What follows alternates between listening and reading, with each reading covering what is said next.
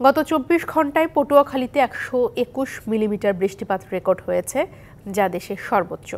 আবহাওয়া অফিস বলছে, গত ২৪ ঘন্টায় রাজধানীতে ১ মিলিমিটার বৃষ্টি হলেও আজ বিকেল নাগাদ তা বাড়তে পারে। এছাড়াও রংপুর বিভাগের কিছু কিছু জায়গায় ভারী বৃষ্টিপাতের পূর্বাভাস রয়েছে।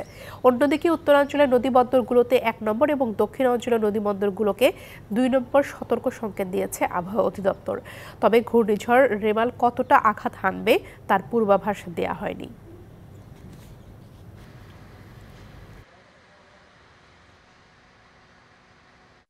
অথবা ২৩ তারিখে একটা বঙ্গোপসাগরে লঘুচাপ তৈরি হওয়ার সম্ভাবনা রয়েছে এবং সেটা ঘনীভূত হওয়ার সম্ভাবনা রয়েছে।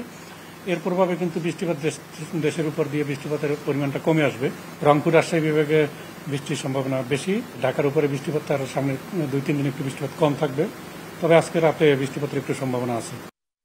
নগদে ৫০০ টাকা বা তার বেশি পেমেন্টে পেতে পারেন ঢাকায় জমিসহ ২০ কোটি টাকার পুরস্কার।